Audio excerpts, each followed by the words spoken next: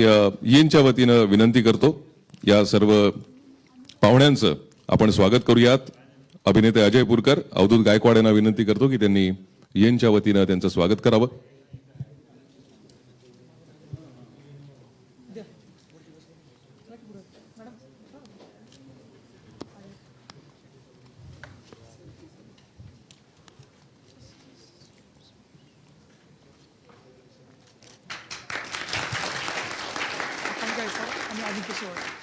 त्यानंतर दिग्पाल लांजेकर दिग्दर्शक यांचं स्वागत करण्याची विनंती मी आकाश गायकवाड यांना करतो। अजिंक्य शेवाळे ही त्यांच्यासोबत यीन तर्फे त्यांचं स्वागत करतायत।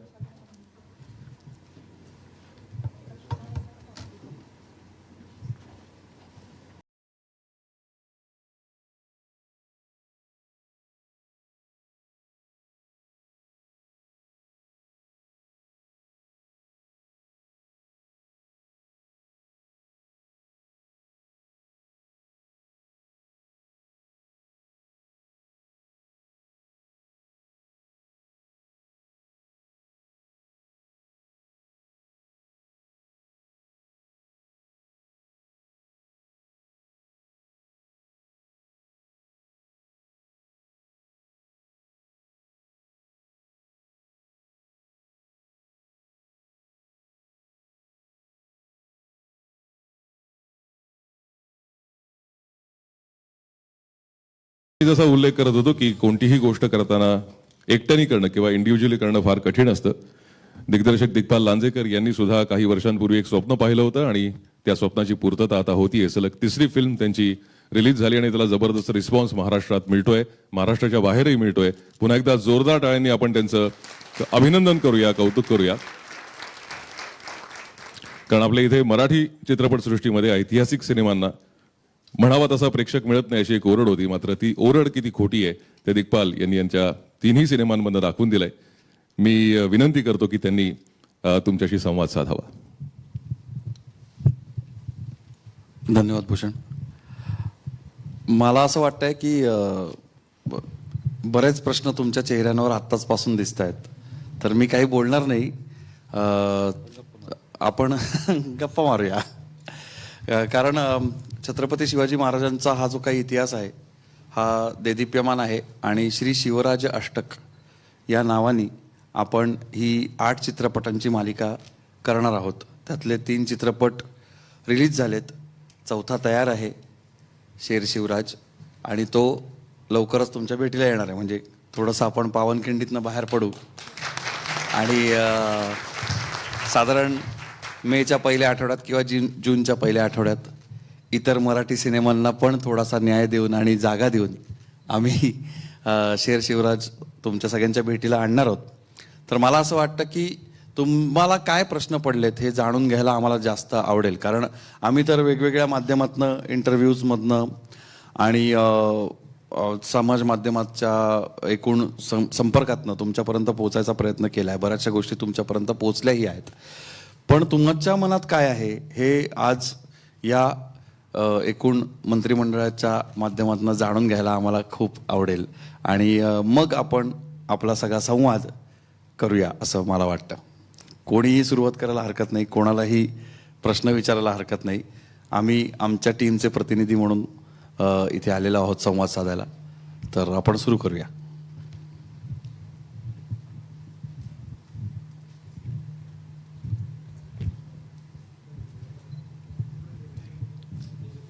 हॅलो, नमस्कार सर। आपण छत्रपती शिवाजी महाराजांचं नाव घेतलं तरी अंगामध्ये एक नवीन ऊर्जा निर्माण होते, रक्त असं सळसळायला लागतं, पण ती भूमिका तुम्ही प्रत्यक्षात त्या चित्रपटामध्ये का असणं पण जगलात, तर तुमच्यामध्ये अशी काय म्हणजे ती पॉझिटिव्हिटी निर्माण झाली ती आम्हा सर्वांना ते ऐकायची आहे। कारण एक उत्साह म्हणजे जेव्हापासून मूवी निघाली ते अशी उत्सुकता मनामध्ये लागली की बघताना इतकं हे होतंय, तर प्रत्यक्षात ती भूमिका तुम्ही त्या ठिकाणी मांडलेली आहे, तर तुम्हाला कसं वाटतंय? पहिल्यांदा विचारतो की किती जणांनी चित्रपट बघितलाय? हा, ठीक आहे। हां, म्हणजे एक तर चित्रपट बघितलाय आणि दुसरी खरं तर लोकांची एक तक्रार आहे, पण ती मी खूप पॉझिटिव्हली घेतलेली आहे की आम्हाला तिकीटच मिळत नाही आहेत। तर ती पॉझिटिव्ह याच्यासाठी की छोट्यातल्या छोट्या गावांमध्ये देखील जिथे आपण ज्याला सिंगल स्क्रीन थिएटर्स म्हणतो तिथे सुद्धा हा चित्रपट अत्यंत लोकप्रिय झालेला आहे, लोक बघतायत आणि म्हणून कदाचित चित्रपटाची तिकीटं मिळत नसतील, पण ही अत्यंत चांगली बाब आहे एकूणच मराठी चित्रपटसृष्टीसाठी असं मला वाटतं. आणि खरं तर तुम्ही प्रश्न विचारलात त्या प्रश्नातच तुमचं उत्तर दडलेलं आहे की नुसतं ते बघूनच आम्हाला असं वाटलं की हे लोक कसे लढले असतील. त्याच पॉईंटपासून मी सुरुवात करतो तुमच्या प्रश्नाला उत्तर द्यायला की आम्हाला जिथे शक्यतो दिग्पालचा एक आग्रह असा असतो की आपण खऱ्या लोकेशन्सवरती शूट करूयात, कारण की कॅमेरा ही जगातली एकमेव गोष्ट आहे ज्याला तुम्ही फसवू नाही शकत. तुम्हाला ते खोटं स्टुडिओमध्ये केलेलं हे खोटे खांब आहेत हे कळतं, भिंत खोटी हे कळतं, पण जेव्हा तुम्ही नॅचरल एन्व्हायरमेंटमध्ये जाता तेव्हा तुम्हाला त्याचे काही ॲडव्हान्टेजेस असतात जे रसिकांना भावतात देखील, प्रेक्षकांना भावतात देखील. तर त्या दृष्टीने आम्ही जे लोकेशन निवडलं होतं ते खरंच अशा ठिकाणी होतं की तिथे शूट करणं हे एक मोठं चॅलेंज होतं. ते शूट फ्रेंडली कसं करायचं याच्यासाठी आम्ही खूप प्रयत्न केले आणि त्यातनंही आम्हाला शेवटी ही जाणीव झाली की अरे बापरे, शूटिंग करतोय, खोटं आहे, पाऊस खोटा आहे, आम्ही रेन मशीन्स वापरतो, तरीही इतके कष्ट संपूर्ण टीमला पडतात. तर हे खरं दिव्य जेव्हा पार पाडलं असेल ह्या लोकांनी तेव्हा काय, आणि अक्षरशः आमचं अख्खं युनिट पूर्ण या चित्रपटभर भारावूनच गेलेलं होतं, कारण की हा चित्रपट आम्ही विक्रमी 28 दिवसात पूर्ण केलेला आहे. इतक्या वेगाने काम करण्याचे काही त्याचे काय म्हणत त्याला रिपरकशन्स असतात. त्यामुळे एक माणूस त्यातला आजारी पडला म्हणून नाही तर 27 दिवसातच केला असता चित्रपट, हे सुद्धा सांगतो. पण हा चित्रपट 28 दिवसांचं हे शिवधनुष्य जेव्हा पेलायचं असतं तेव्हा अचाट मेहनत लागते आणि दिग्दर्शकापासून ते स्पॉट बॉय पर्यंत सगळे ॲक्टर्स प्लस टेक्निशियन्स आणि बॅक एंड क्रू ह्या सगळ्यांना ऑन द टोज राहावंच लागतं. त्याशिवाय एवढी मोठी कला, म्हणजे आम्हाला आत्ता लोक म्हणतात तुम्ही खोटं बोलताय, पण खरंच सांगतो 28 दिवसात हा चित्रपट पूर्ण झाला याचं कारण एकमेव आहे टीम एफर्ट. सगळं तयारी, ज्याला आज आपण ज्या गोष्टीसाठी इथे बसलोय बोलायला, की पूर्णपणे तयारीने उतरलं तर रिझल्ट काय येतो त्याचं उदाहरण म्हणजे पावनखिंड. ग्राउंडवर्क आणि पेपरवर्क स्ट्रॉंग असेल तर मला असं वाटतं की जे तुमच्या क्षेत्रामध्ये तुम्हाला काय करायचं असेल त्यासाठी मी सांगतोय की तुमचं जर होमवर्क रेडी असेल तर तुम्ही नक्की तुम्हाला हवाय तो रिझल्ट अचीव करू शकाल. माझ्यासाठी विचारलं तर एका वाक्यात सांगतो, माझं भाग्य थोर म्हणून बाजीप्रभू देशपांडे हे थोर चरित्र साकारायला मला मिळालं. माझी इच्छा तर होतीच, पण जेव्हा इच्छा असते तेव्हा आणि जेव्हा दिग्दर्शक निर्माते तुमच्यावरती विश्वास टाकतात तेव्हा तो विश्वास सार्थ ठरवण्याचंही दायित्व त्या कलाकारावरती असतं. आणि मला असं वाटतं की मी 100 नाही, मी 1000% देऊन हे पात्र साकारण्याचा प्रयत्न केलाय आणि लोकांना ते आवडलंय. याच्या इतका मोठा आनंद मला नाही. धन्यवाद.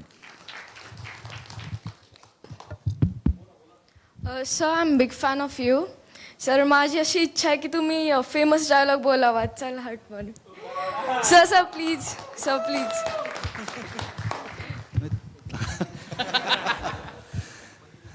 ते चल खरं काय आता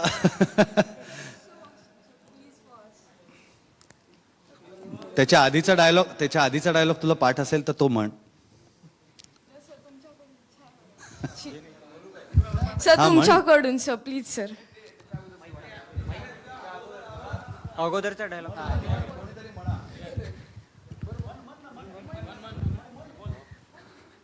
अकेले खड़े हो, कुछ हट जाओ वरना कुचल देंगे. चल.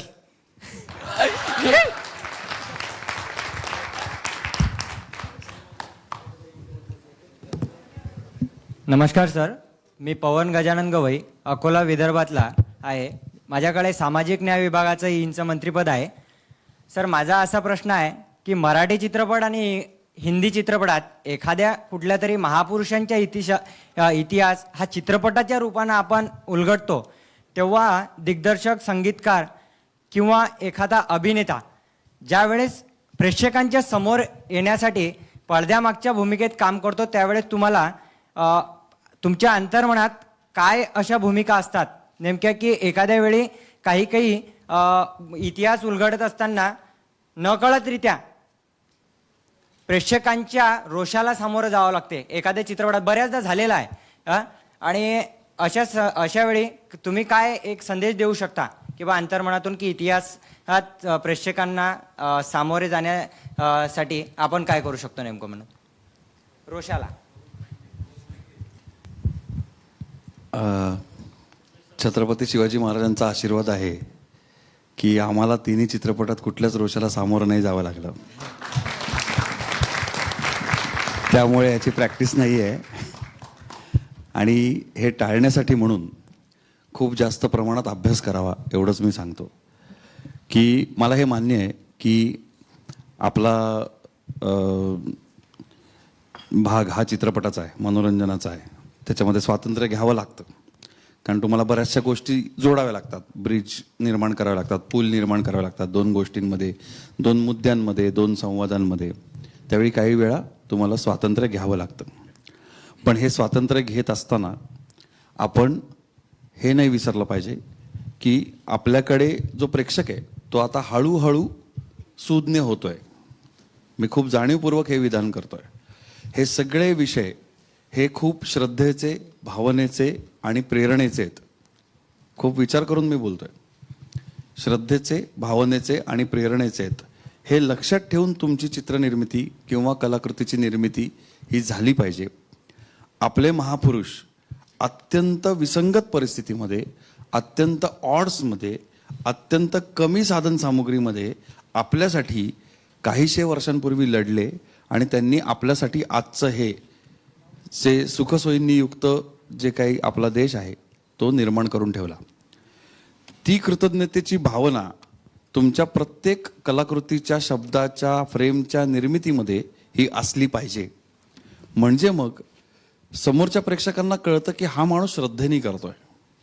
मग एखादी चूक होऊ शकते, माणूस आहे, ह्युमन एरर आपण ज्याला म्हणतो, ती होऊ नये याच्यासाठी प्रयत्न करायचे. पण जर झालीच तर प्रेक्षकांपर्यंत हे नक्की पोचतं की तुमचे प्रयत्न प्रामाणिक आहेत, ते असले पाहिजेत.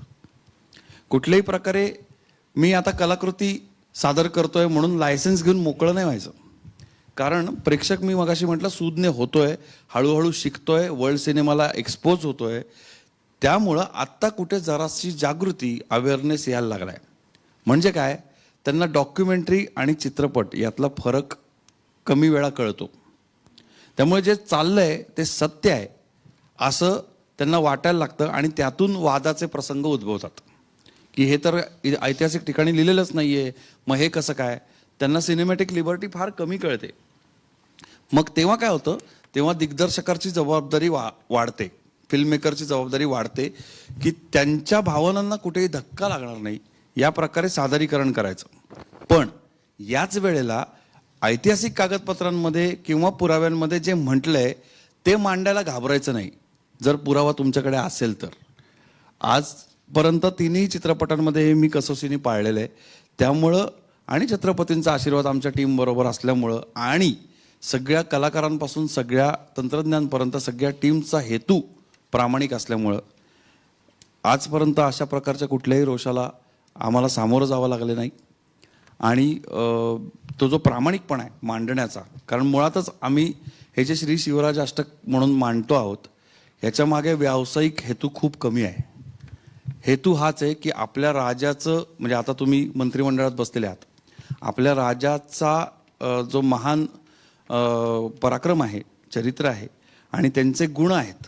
तुम्ही नीट चित्रपट पाहिलेत तर तुम्हाला लक्षात येईल की प्रत्येक गुणाचा काहीतरी एम्फसाइज करायचा प्रयत्न कुठल्या ना कुठल्या प्रसंगात केलेला आहे.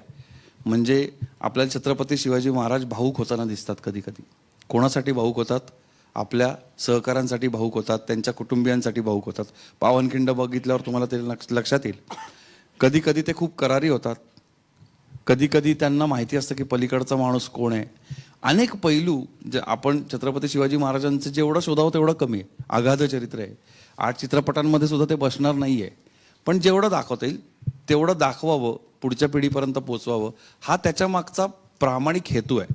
व्यवसाय हा हेतू नाही आहे.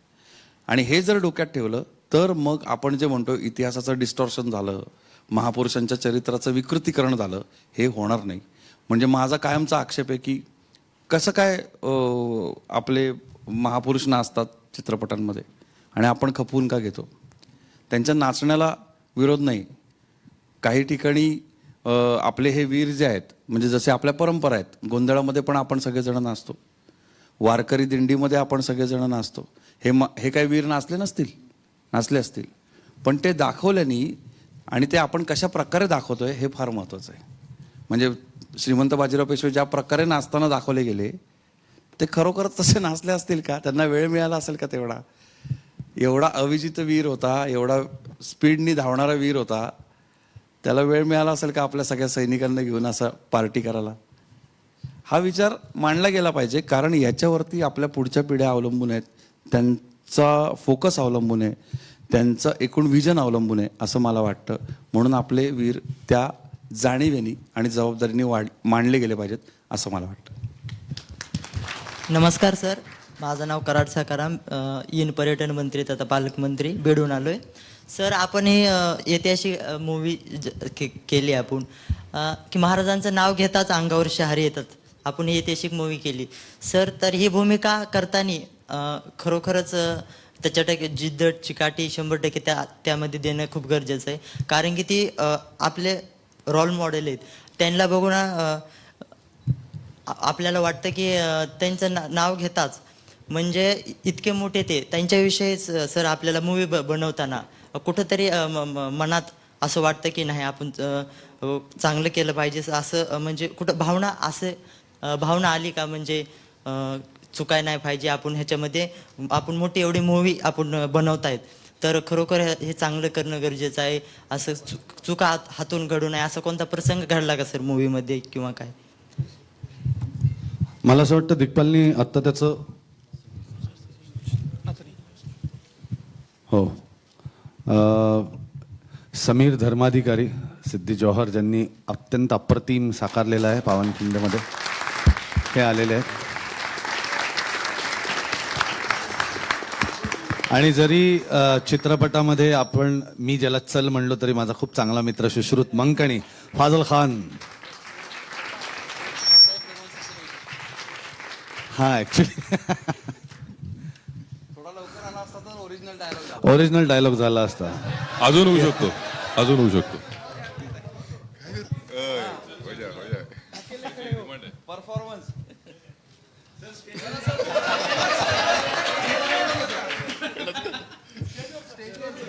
अरे अंतर एवढंच होतं आमच्यामध्ये. जवळ गेलो तर मारेल रे. अकेले खड़े हो, हट जाओ वरना कीमा बना देंगे. चल.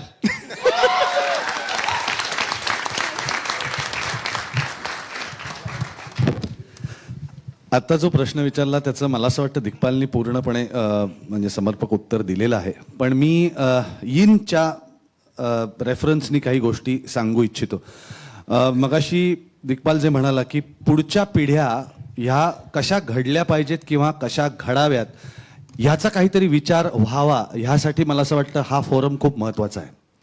कारण तुम्हाला ह्या पदांवरती बसवलंय तो विचार करण्यासाठी बसवलंय आत्ताचा समाज काय आहे, काय परिस्थिती आहे, काय उणीवा आहेत आणि काय केलं पाहिजे त्या सुधारण्यासाठी. त्यासाठी तुम्ही आज या मंचावरती आहात, आज आपण सगळेजण या हॉलमध्ये बसलेलो आहोत. मला फार गमतीशीर वेगळाच पॉईंट आहे हा. कदाचित पावनखिंडमध्ये तुम्ही विचार करा, ज्यांनी बघितला नसेल किंवा पुन्हा बघणार असाल तर ह्या व्ह्यू पॉईंटनी पण तो चित्रपट बघा. काहीतरी पुढे कल्याणकारी करण्यासाठी एका पिढीला त्याग करावाच लागलेला आहे. रोप उगवण्यासाठी बीला पेरून घ्यावंच लागतं. ते पेरण्याचं काम आज नाही होते. आणि म्हणून आपण म्हणतो की कारण सगळेच जण मग मला पोझिशन काय, माझा पैसा किती, मी किती घरं बांधली, माझ्याकडे कुठली गाडी आहे, मार्केटमध्ये नवीन आलेली गाडी माझ्याकडे आहे का, बस झालं. ते अचीव केल्यावर पुढे काय. गाड्या नवीन येणार आहे, तो iPhone 27 पण येईलच ना, आत्ता 13 आहे. बरोबर बोलतोय ना. iPhone 27 येईल ना कधीतरी, 4 वर्षांनी, कदाचित 2 वर्षात येईल. तर तेच आहे का, त्याला अंतच नाहीये. मग माणूस म्हणून, भारताचा नागरिक म्हणून मी काय केलं माझ्या आयुष्याशी. बरं, सुदैवानी तुम्हाला हा प्लॅटफॉर्म मिळालाय, सुदैवानी तुम्ही आज इथे आहात, म्हणून मला तुमच्याशी बोलताना जास्त बरं वाटतंय की ही पिढी आहे. मला आता त्यांनी आयोजकांनी सांगितलं की तुम्ही लोकांनी काही केलेले निर्णय किंवा तुम्हाला जे वाटतं, if I am not mistaken, 21 वर्ष हे वय जे झालं ते ऍक्च्युअल मंत्र्यांपुढे जातात. ही उपलब्धी आम्हाला आहे का? नाहीये. म्हणून तुम्ही किती महत्वाचे आहात हे विचार करा, आणि तुमच्या निर्णयांवरती अंमलबजावणी होते हे त्याहून महत्वाचं आहे. तर तो विचार करताना मला असं वाटतं की तो त्याग पुढच्या पिढ्यांसाठी आपण त्याग does not every time mean death. पण त्याग हा याच्या वेगवेगळ्या छटा आहेत. मला हे नकोय आत्ता, पण मी पुढच्या काही गोष्टी घडवण्यासाठी मी एखादी गोष्ट बाजूला ठेवायला तयार आहे आज. ही वृत्ती बाणवली गेली पाहिजे. आणि तुम्ही आलेख बघा, भारताचा आलेख बघा, एवढे लोक मेले, एवढे लोक तुरुंगात गेले, एवढ्या लोकांनी फाशीची शिक्षा भोगली, तेव्हा कुठे दिसलं ना स्वातंत्र्य? मग आज जर आपल्याला स्वातंत्र्य वेगळ्या पद्धतीने, वी आर फ्री, पण एका वेगळ्या पद्धतीने स्वातंत्र्य पाहिजे असेल, जर भारताला आपल्याला कुठेतरी न्यायचं असेल, तर मला नाही वाटत की आपण फक्त आपल्यापुरता विचार केल्याने तो भारत घडेल. आपल्याला मोठाच विचार करायला पाहिजे, ज्याच्यासाठी हे फोरम्स महत्वाचे आहेत. आणि म्हणून सांगितलं, चूक होते, चूक माणूस म्हणलं की चूक होणार, पण ती चूक, त्या चुकीमधनं शिकणं आणि पुढे जाणं, पुढची पिढी कशी घडायला पाहिजे हे आपण ठरवायचं आहे आज. नाही तर पुढे हेच होणार आहे. iPhone 27 नाही, iPhone 55 घेण्यासाठी लोक धडपडतील. त्यासाठी आज नको ना iPhone 13, नको, साधा फोन आहे ना, तो ऐकू येतं ना, बोलता येतं ना. कॅमेरा किती मेगापिक्सेलचा ह्याच्यावरती फोन नका ठरवू हो. कदाचित तुम्हाला हार्श वाटत असेल माझं बोलणं, पण मी मित्र म्हणून तुमच्याशी बोलतोय. हे टेक्नॉलॉजिकली आज आपण टेलिकम्युनिकेशन इंडस्ट्री बघितली तरी प्रत्येक आज BMCच्या जे रस्ता सकाळी झाडतात त्या लोकांकडे सुद्धा फोन आहे. ही क्रांती नाहीये. आपल्याकडे केअर ऑफ फोन होते, तुमच्या पिढीला माहिती नाहीत, आमच्या पिढीला माहिती आहेत की फोन आला की प्लीज जरा माझा फोन आला तर द्याल का निरोप. या लेवलपासून आज आपण इथपर्यंत पोहोचलोय. ही प्रगती आहे भारताची. पण ह्याच्या पुढेही आपल्याला जायचं आहे, आणि प्रगती ही कधीच एका टप्प्यापर्यंत सीमित नसते. Targets are always limited to time. We have to move beyond the time. त्या वेळेसची टार्गेट्स ठरवा. तुमच्यासाठी हा मंच आहे. आज दिवसभर गेले 3 दिवस तुमच्याकडे अनेक उत्तमातली उत्तम लोक येऊन त्यांचे विचार मांडणार आहेत, तुमच्याशी संवाद साधणार आहेत. तर मला असं वाटतं की ह्याचा जास्तीत जास्त फायदा व्हावा. आणि इन अ नटशेल मला हेच सांगायचं की तुम्ही आज इथे लोकप्रतिनिधी म्हणूनच बसलेले आहात. तर पुढच्या पिढ्या कशा घडवायच्यात हे सर्वस्वी तुमच्या हातात आहे. धन्यवाद. एक शेवटचा प्रश्न आपण घेऊयात. मी देवदत्तला विचारतो, कारण देवदत्त अतिशय लहान वयात खरं तर खूप मोठं शिवधनुष्य त्याने पेललं. 26 हा, फक्त वयवर्ष 26 आहे या संगीतकाराचं, आणि त्याने एवढं उत्तम काम करून ठेवलंय. तर देवदत्त या सिनेमांमध्ये म्हणजे आता फत्ते शिकस्त आणि हा दोन्ही सिनेमांमध्ये आव्हानं तुझ्या समोरची काय होती? मी हे नेहमी म्हणतो की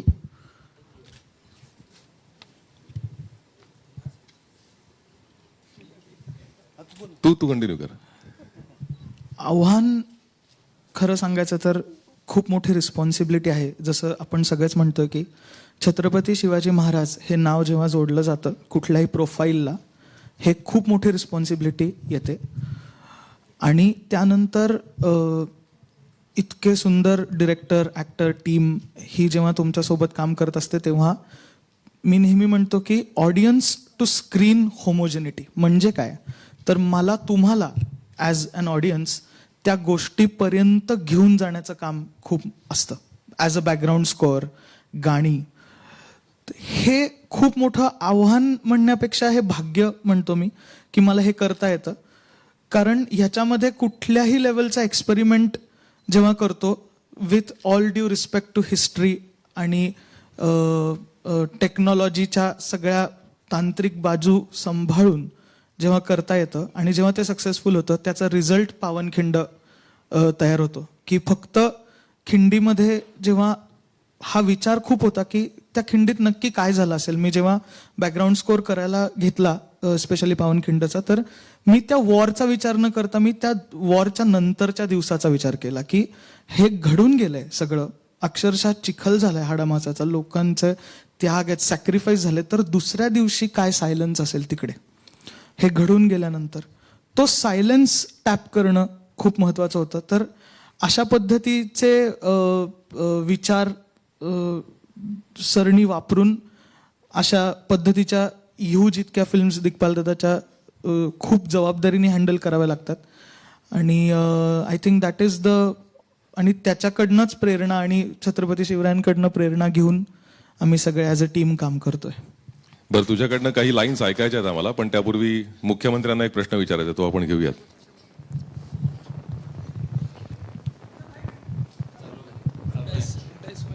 चालू नाही सर. नमस्कार सर. आज इनचा मुख्यमंत्री म्हणून मी काम करतो. सांगायला आनंद वाटेल की सर मी नाट्यशास्त्राचा विद्यार्थी आहे आणि शाहीर रंगराव पाटील यांच्या व्यावसायिक पोवाडा नाट्यात शिवरायांच्या नाटकात मी 5 भूमिका साकारतो व्यवसाय नाटकातून. त्यामुळे सर पहिल्यांदा तुम्हाला पाहता क्षणी अंगावर काटा आणला की ते आयुष्य आम्ही पण ते जगत असतो भूमिका करताना. मग तुम्ही तर इतक्या चांगल्या प्रकारे ते भूमिका साकारलीत. तुम्हाला पाहूनच आत्ता ज्यावेळी तुम्ही स्टेजवर आला त्यावेळीच अंगावर काटे आले होते माझ्या. प्रश्न तुम्हाला विचारायचा सर हा आहे की आपण पाहिलं की तुम्ही संगीत नाटकातून वगैरे पण भरपूर प्रमाणात काम केलेलं आहे. तर आत्ताची जी परिस्थिती आपण पाहतोय की नाटक किंवा संगीत नाटक यांच्याकडे लोक तितक्या प्रमाणात वळत नाही आहेत किंवा आता त्यांची जी अवस्था आपल्याला पाहायला मिळते, यावर आपण कशा प्रकारे चांगल्या प्रकारे काम करू शकतो, हा प्रश्न सर तुमच्यासाठी असेल. आणि सर तुम्हाला विचारायचं म्हणजे आता आम्ही पण नवीन कलाकार आहे, काय आपल्यासोबत काम करायची आम्हाला संधी खूप जणांना अपेक्षित आहे आणि शिवरायांवर तेवढं प्रेम असल्यामुळे पहिला पिक्चर ज्यावेळी सर तुमचा फर्जंद आला होता त्यावेळी खूप मनात प्रश्न होते की एक तुम्ही हिंदी ॲक्टर आले होते किंवा फर्जंद जे लोकांना माहीत नव्हतं कॅरेक्टर, तसं इतिहासात जे अभ्यासक लोक आहेत किंवा जे इतिहासावर खरोखर प्रेम करतात त्यांना फर्जंद माहीत होते. परंतु खूप समाज असा होता की ज्यांना फर्जंद नेमकं कोण आहेत हेच माहीत नव्हतं. ते पोहोचवण्याचं काम तुम्ही सर लोकांपर्यंत केलं, खरंच खूप मोठी गोष्ट होती. आणि त्यावेळीपासून मनात एक इच्छा होती की कधीतरी संधी मिळावी आणि आपली भेट व्हावी आणि ही मनातली इच्छा व्यक्त करावी की आम्हाला पण सर तुमच्यासोबत काम करायची इच्छा आहे. याबद्दल सर तुम्ही जरा सांगा.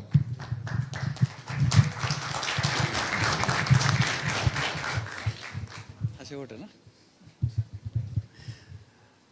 माझा प्रश्नाचं उत्तर पण देतो आणि एक शेअर करायची गोष्ट ती करतो. प्रश्नाचं उत्तर असं आहे की तुम्ही कधीही माझ्याबरोबर येऊन काम करू शकता. पण चिन्मय मांडलेकर यांची एक मुलाखत कालच झाली, ती अवश्य बघा आणि मगच मला येऊन भेटा. त्याचं पहिलंच वाक्य असं आहे की दिग्पाल लांजेकर नावाचा दिग्दर्शक कुठल्याही नटाचं किंवा तंत्रज्ञाचं आयुष्य सोपं करत नाही. अत्यंत अवघड परिस्थितीमध्ये आम्ही काम करतो. अत्यंत अभ्यासाची निकड असते. छत्रपती शिवाजी महाराजांवर निष्ठा हा पहिला क्रायटेरिया आहे. इथे बसलेल्या सर्व आणि इथे नसलेल्या सर्व तंत्रज्ञ, कलाकार आणि सेलिब्रिटीज जे माझ्याबरोबर काम करतात त्या सगळ्यांनी तो मान्य केलेला आहे. त्याच्यानंतर त्यांचं टॅलेंट ऑब्व्हियसली आणि त्याच्यानंतर मेहनत करायची तयारी. म्हणजे अजयदादा इथे बसला आहे, समीर सर आहेत, इतके मोठे स्टॉलवर्ट कलाकार आहेत, पण यांची पण तयारी 3-3 महिने चालते, 4-4 महिने चालते. म्हणजे आम्ही अक्षरशः संवादांचे पण रिहर्सल्स करतो नाटकासारखेच, कारण आम्ही सगळेच मुळात थिएटरमधनं आलेलो आहोत. तर ह्या सगळ्या गोष्टीची तयारी असली पाहिजे.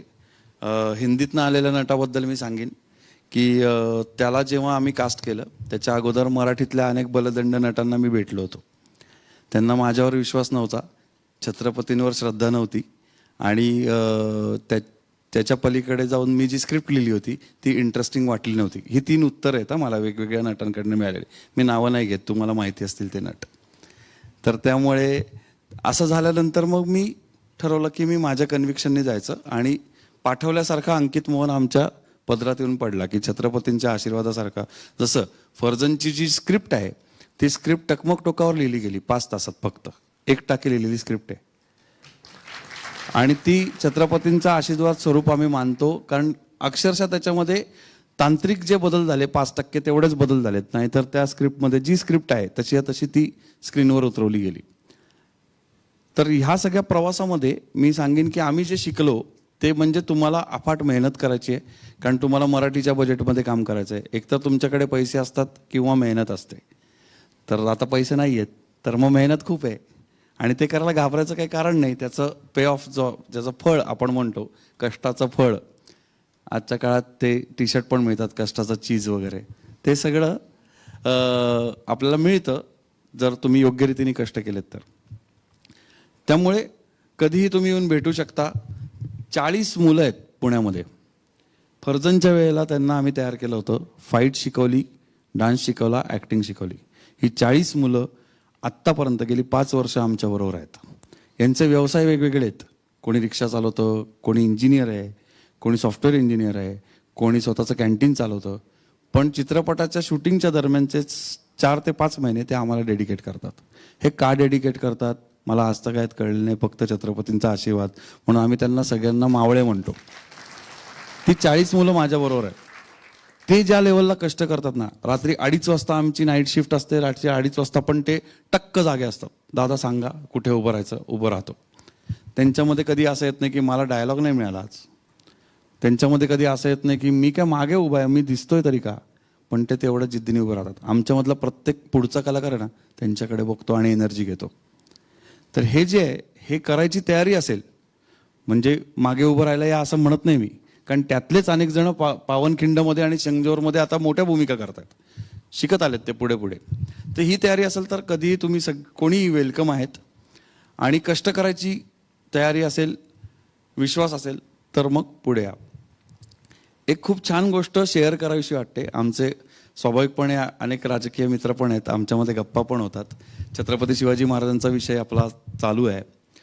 आपल्या सगळ्यांना जे कोणी इतिहासाचे विद्यार्थी असतील त्यांना माहिती असेल की छत्रपती हे घोडा, तलवार, किल्ले आणि युद्ध याच्यापुरते मर्यादित नाही आहेत. अत्यंत लोककल्याणकारी राजा होता. म्हणजे तुम्ही सगळे आज बसला आहात, कदाचित तुम्ही इथून पलीकडच्या बिल्डिंगमध्ये पण असाल काही वर्षांनी, तर तेव्हा हे लक्षात राहू देत की तो एक लोककल्याणकारी राजा होता. छत्रपतींच्या कारकिर्दीमध्ये 3 वेळा दुष्काळ पडलाय, पण त्या 3ही वेळा कुठल्याही शेतकऱ्याने आत्महत्या केल्याची नोंद नाही. छत्रपतींच्या कारकिर्दीमध्ये आपण म्हणूया, कारकिर्द सुरू व्हायच्या आधी भारतातलं म्हणजे त्याच्या पूर्वीचा इतिहास सोडला तर साधारण 1000 वर्षानंतर भारतातलं पहिलं धरण जिजाऊ माँसाहेबांनी शिवापूरला बांधलं. बरोबर, म्हणजे त्यांना इरिगेशनचं नॉलेज होतं. अशा अनेक गोष्टी, भाजीपाल्याविषयी, वनांविषयी, जंगलाविषयी, आरमाराविषयी त्यांचं लेखन, त्यांची आज्ञापत्र, त्यांची पत्र, त्यांचे कायदे हे वाचण्याजोगे आहेत, अभ्यासण्याजोगे आहेत. त्यामुळे मी गमतीने एका आमच्या राजकीय मित्रांना असं म्हटलं होतं की जेव्हा मंत्रिमंडळ निवडून येईल ना पहिल्यांदा नवीन सरकाराचं, कुठलंही सरकार असो, कुठल्याही पक्षाचं असो, त्या मंत्र्यांना 1 आठवड्याचं, हे तुम्ही जेव्हा मंत्री व्हाल ॲक्च्युअल तेव्हा पण लक्षात ठेवा, 1 आठवड्याचं छत्रपती शिवाजी महाराजांच्या राज्यकारभाराचं वर्कशॉप देणं गरजेचं आहे. आणि त्यांनी मग मला नक्की खात्री आहे की हे जर समजलं आणि हे जर अंमलात येऊ लागलं तर छत्रपती हे कालातीत आहेत, त्यांनी केलेलं काम कालातीत आहे. आणि त्यामुळं पुढचं जे स्वराज्याचं आता स्वातंत्र्य आणि स्वातंत्र्याचं सुराज्य हे छत्रपतींच्या त्या सगळ्या चरित्रातनं शिकण्याची आणि अंमलात आणण्याची गोष्ट आहे असं मला वाटतं. एवढंच शेअर करतो आणि थांबतो. धन्यवाद. जय शिवराय.